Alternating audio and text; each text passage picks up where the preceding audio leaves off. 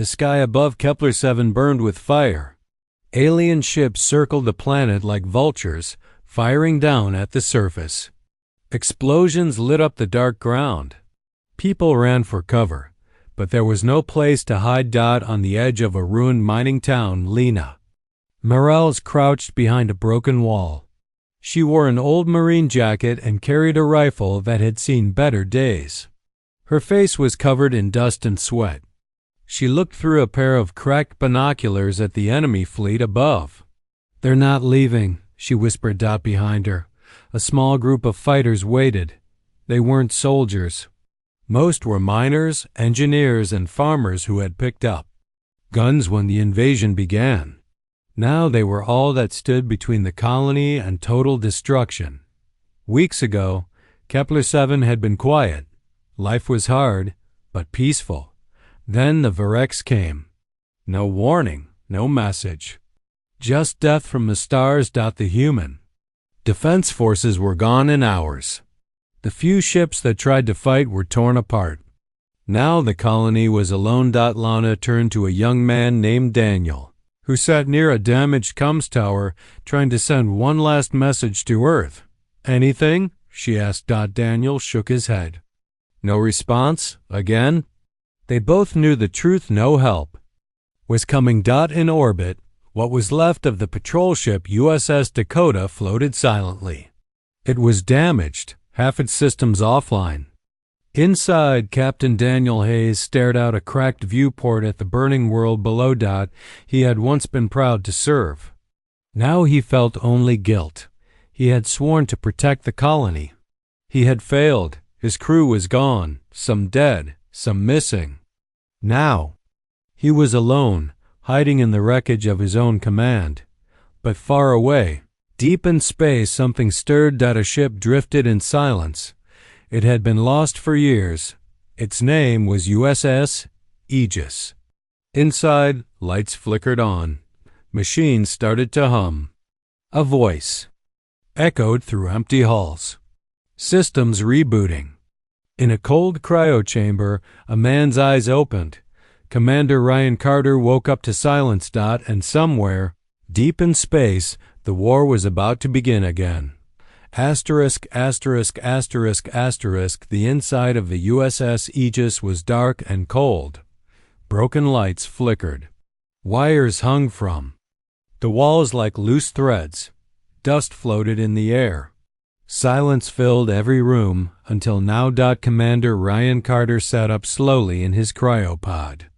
His breath came out in white clouds. He was confused. His body felt stiff. Alarms beeped softly around him. He looked around and saw the others, still frozen in their pods, still asleep. Maybe forever. He stepped out, his boots echoing on the metal floor. His uniform was old, the name tag faded. He touched the wall for balance. The ship groaned like it was alive, but tired. "Echo," he said, voice rough. "Status." For a moment, nothing. Then a soft hum. A voice, calm and clear, filled the room. Waking sequence complete. "Welcome back, Commander." Ryan rubbed his face. "How long have I been asleep?" There was a pause. 12 years, 8 months, and 19 days. His stomach dropped. 12 years? What had happened? What's the last mission log? He asked. Echo hesitated, then played the recording. Voices filled the room. People who were now gone.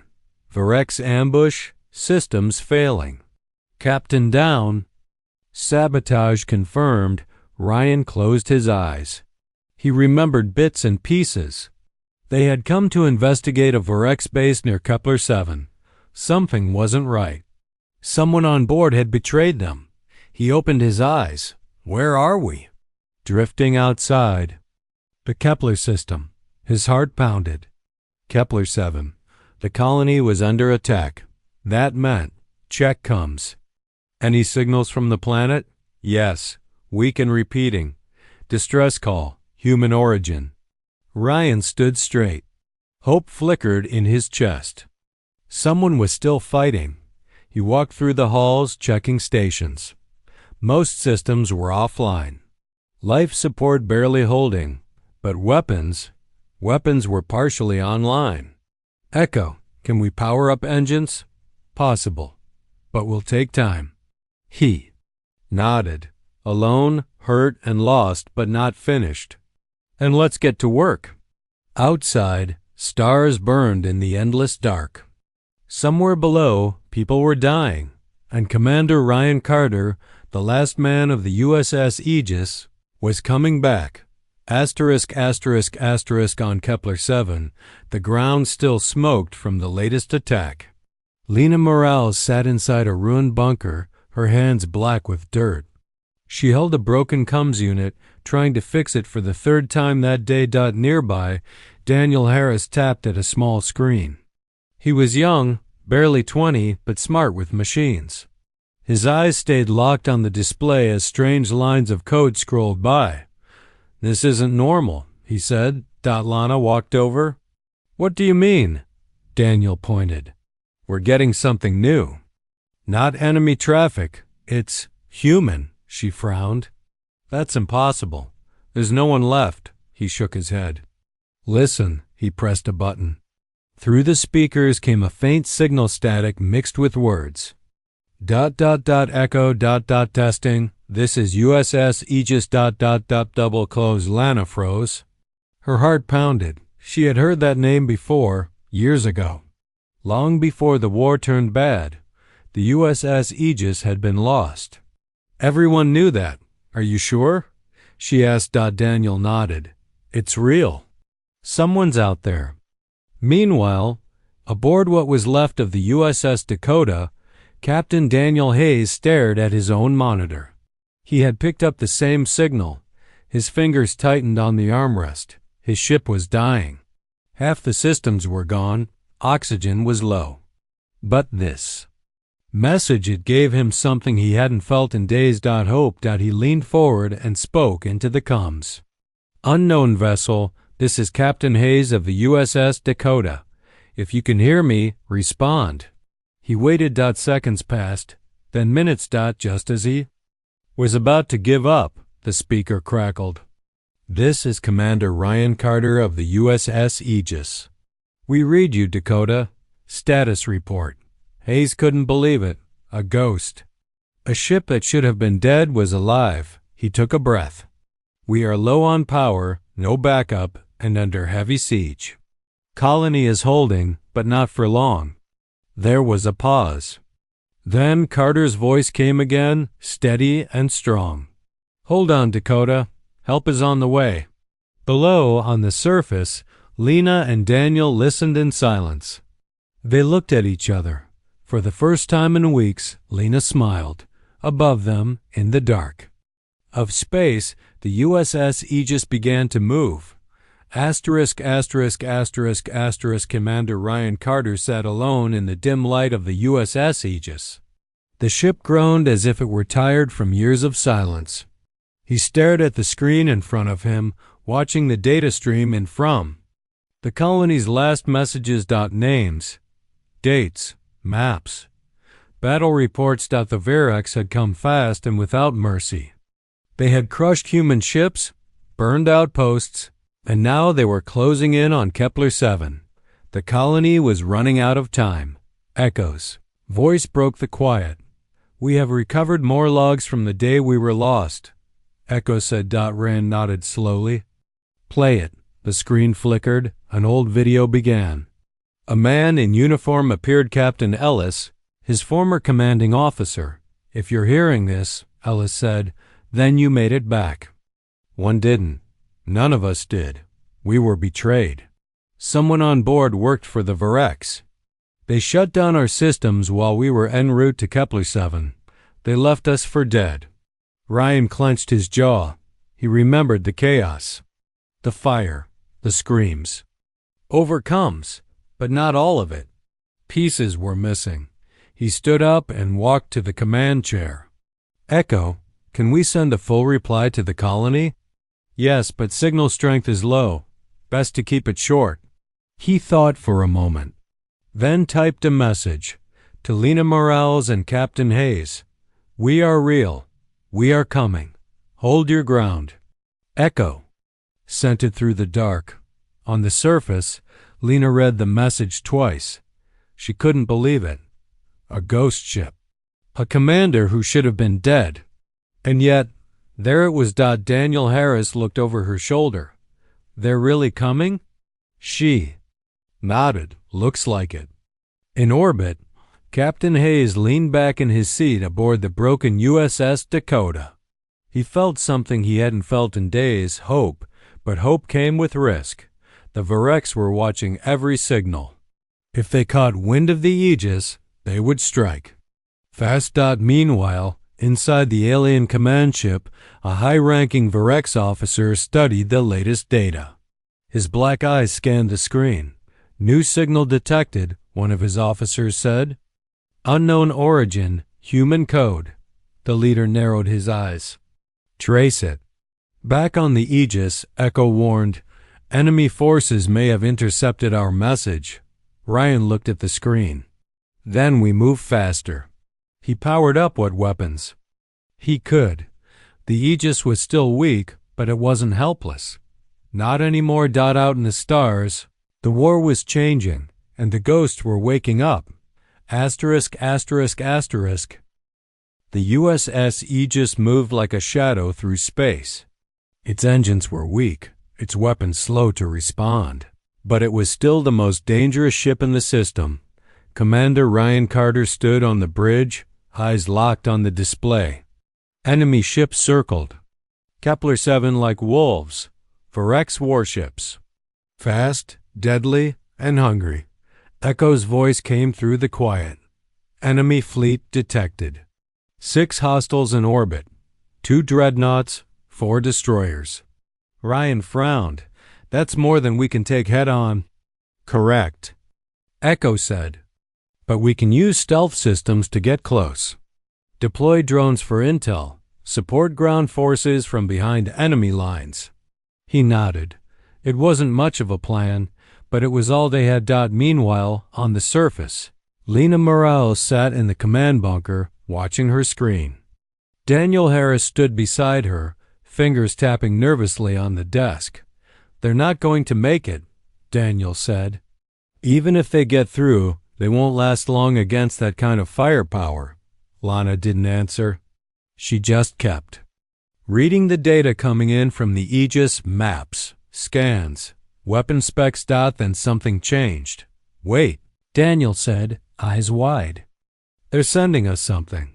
New images filled the screen, detailed views of the Varex fleet, positions, movement patterns, weak points. They want us to fight back, Lena said. Above them, Captain Hayes listened from the broken USS Dakota. He saw the same data. His heart pounded. This was real. Someone was finally helping. On the Aegis, Ryan studied the colony's reply. Lena had marked targets, Varex landing zones, supply drops, command posts. If we hit these, he said, we can buy them time. Yes, Echo replied, but doing so will reveal our position.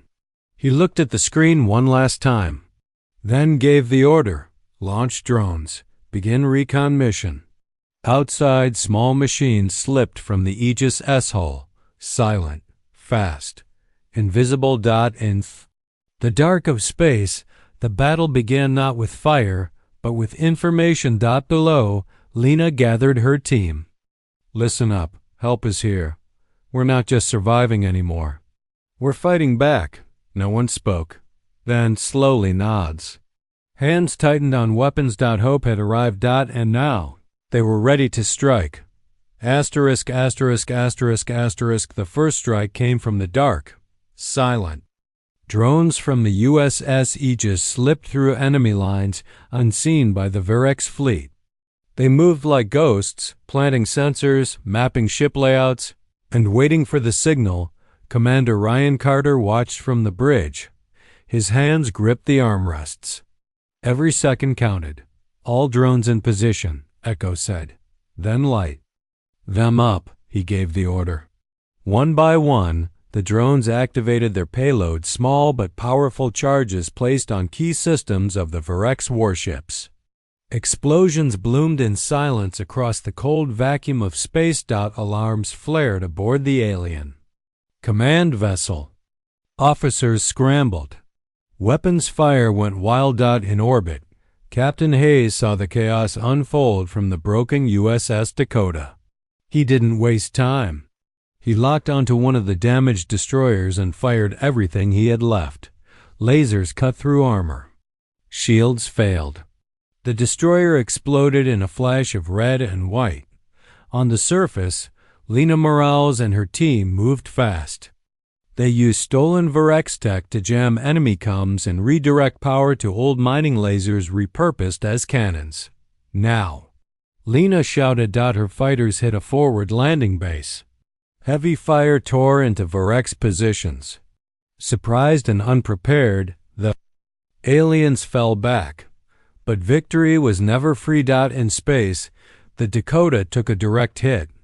Its engines flared and died. Alarms screamed inside the cockpit. Hayes held tight as the ship shook. "This is it," he muttered. Back on the Aegis, Echo warned. "Enemy flagship targeting USS Dakota. Impact in 60 seconds. Ryan stood up. Not today. He rerouted all power to weapons. The Aegis burst from hiding, firing a full broadside at the Virex flagship. The shot struck true, ripping open the side of the enemy ship. Virex forces turned their fire toward the new threat. "We've been seen," Echo said. "Good," Ryan said. "Let them see us." Below, Lena saw the Aegis appear on radar. She smiled through the dust and smoke. "You made it," she whispered. But then a warning flashed on her screen. "New contact." Dropping behind our lines, she looked up. More Virex ships. Reinforcements. The battle wasn't over. It was just getting worse. Asterisk, asterisk, asterisk. The sky above Kepler 7 lit up with fire and metal.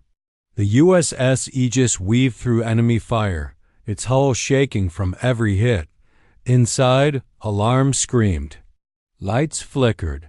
Commander Ryan Carter held onto the command chair. "Echo report. Shields at 20%. Weapons cooling. Enemy fleet repositioning." He looked at the screen. Virex ships were forming a tight wall between the Aegis and the planet. They knew what he was trying to do, protect the colony. Below, Lena Morales crouched behind a sandbag wall, her rifle hot from constant fire. Explosions tore through the ruined town. Her team was holding, barely. "We're getting pushed back." One of her fighters shouted. She checked her comms. "Echo, can you hear me?" The AI's voice came through. "Yes, Lena. Commander Carter is still alive, but the Aegis is badly damaged." "Tell him we need more time," she said, on the Aegis. Echo passed the message. Ryan didn't hesitate. "We give them that time." Meanwhile, aboard the crippled USS Dakota, Captain Daniel Hayes sat alone. His ship was dead in space. Engines gone. Life support failing, but he wasn't done. He rerouted all remaining power to the forward thrusters. If he couldn't fight, he could still crash into something important. "Echo, mark me a path," he said. "You don't have to do this." Echo replied. Hayes smiled weakly. "Yeah, I do." Back on the surface, Lena saw at first a bright light streaking across the sky. The Dakota was diving straight toward a Virex landing zone. "Get clear." She shouted into the COMMs. Fighters scrambled for cover as the broken warship slammed into the alien base. The explosion shook the ground. Smoke rose high into the air. Everyone felt it. Even the Virex. On the Aegis. Ryan closed his eyes for a moment, then opened them again, jaw tight. "Echo, lock all weapons on." The dreadnought leading the charge. "Target locked. Fire everything we've got." Lasers and missiles roared from the Aegis. The dreadnought took the full hit. Armor cracked. Systems failed. It began to fall. For the first time, the Varex pulled back, but the Aegis was in bad shape. Fires burned in the lower decks. Oxygen levels were dropping. Lena's voice came over the comms. "Carter, are you still out there?" Ryan looked at the damage reports, then answered, "Not for long." And he meant it. ********. Commander Ryan Carter stood on the shaking bridge of the USS Aegis. Smoke filled the air. Alarms screamed. Lights flickered. "Between red and black, shields are gone," Echo said. "Hull breaches on decks 4 through 7. Ryan didn't move. He stared at the enemy fleet regrouping ahead. They were coming for the final strike. Below, on Kepler 7, Lena Morales watched from the command bunker. Her hands gripped the edge of the desk. The Aegis was all that stood between them and total destruction. "Carter," she said into the comms, "what's your plan?" There was a pause. Then his voice came through, steady and calm. "We end this." Echo spoke up. "The Varex dreadnought is rearming. It will fire on the colony in 5 minutes." Lana cursed under her breath. "We can't hold that long." Ryan looked at the tactical display. He saw the asteroid belt nearby dense, full of debris, and perfect for what he had in mind. "Echo, plot a course into the belt," he ordered. "That area is unstable. One wrong move and we won't make it out. Then we don't make any wrong moves." The Aegis turned hard, engines burning. Behind it, the dreadnought followed, firing heavy weapons. Metal tore through the ship's hull. Sparks flew. Systems failed one by one. "We're not going to last," Echo warned. "We just need to draw them in," Ryan said. On the surface, Lena and her team scrambled. She called her fighters together. "Listen up," she shouted. "The Aegis is buying us time. We use it," her people nodded. They activated hidden mines, set up targeting lasers, and prepared everything they had left. Back in space, the Aegis dove into the asteroid field. The dreadnought followed, blind with rage. "Now," Ryan whispered. He gave the signal. Lena's team triggered the mines. Kinetic traps exploded. Asteroids shifted. The entire field became a death zone. The dreadnought tried to stop, but too late. It slammed into a massive rock. Armor cracked. Fuel lines burst. "Now, Echo?" Ryan shouted. Echo initiated the final command. The Aegis' warp core went critical. A blinding light filled the screen. Then silence. The explosion tore through the dreadnought. Both ships vanished in fire and dust. Above Kepler 7, the sky lit up. And then nothing. On the ground, Lena stared at the empty sky. Her heart pounded. "Carter?" She whispered into the COMMS. No reply. Just static. The battle was over. Aegis was gone, but so were the Varex. For now. The smoke had not yet cleared on Kepler 7. The ground was still warm from fire and battle. Broken ships lay scattered like bones across the land. But the Varex were gone. Lana Morales stood at the edge of the ruined command bunker, staring up at the sky. It was quiet now. No enemy ships, no explosions. Just stars. Her hands were shaking. She hadn't slept in days. Maybe longer. But she couldn't rest yet. Around her, survivors moved through the wreckage. Some searched for the wounded. Others mourned the dead. Daniel Harris walked up beside her. His face was covered in dust and sadness. "We got a signal," he said, holding out a small data pad. "From orbit." She took it. The screen showed logs recovered from the USS Aegis before it was destroyed. Final messages. Voice recordings. Last words. She pressed play. Commander Ryan Carter's voice filled the air. "If you're hearing this, we did what we had to do. The Aegis was never meant to come back, but we made a choice. We fought, we won, and if you're alive because of that, then it was worth it." The message ended. Silence fell again. Lana looked at Daniel. He knew. Yeah, Daniel said. He knew what would happen. Meanwhile, aboard what was left of the USS Dakota, engineers worked to recover any remaining data from the Aegis. Echo's core had sent one final file before the ship vanished. It contained everything proof of the betrayal, the truth about the war, and the names of those who had sold humanity out. On Earth, the message was received. Leaders who had ignored the colonies for years now sat in stunned silence. This wasn't just a battle. It was a warning. And a promise. Back on Kepler 7, Lana stood in front of the people who had survived. They looked to her for hope, for direction. She spoke with a voice that carried across the ruins. They didn't have to come back, but they did. They gave their lives so we could live. We owe them more than tears. We owe them action. People nodded. Some cried. Others stood taller. We rebuild, she said. We remember. And we make sure no colony is ever left behind again.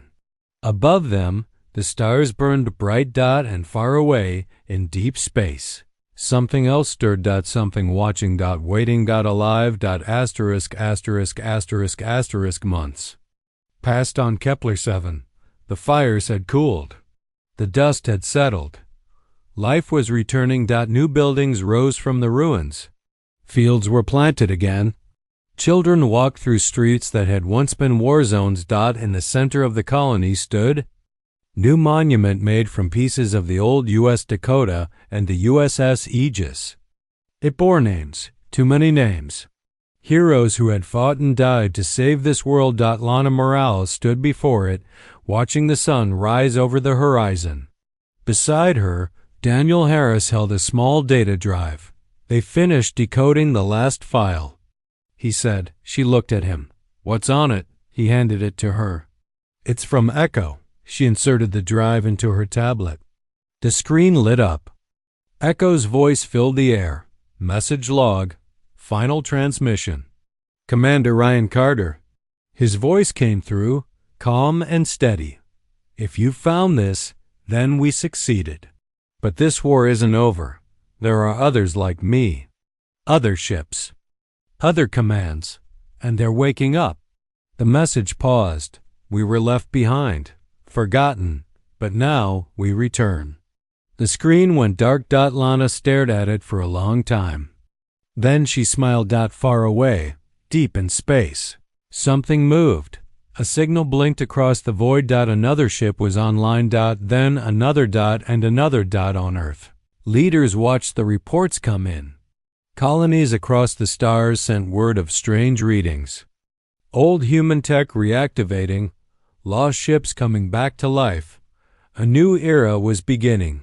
Meanwhile, on Kepler 7, Lana turned to her people. We won one battle, she said. But humanity is not done fighting, Daniel nodded. We're ready. Above them, the stars burned brighter than ever, and among them, ghosts returned. Ships once thought lost. Voices once silenced. Humanity was no longer running. It was standing tall. And it was coming back.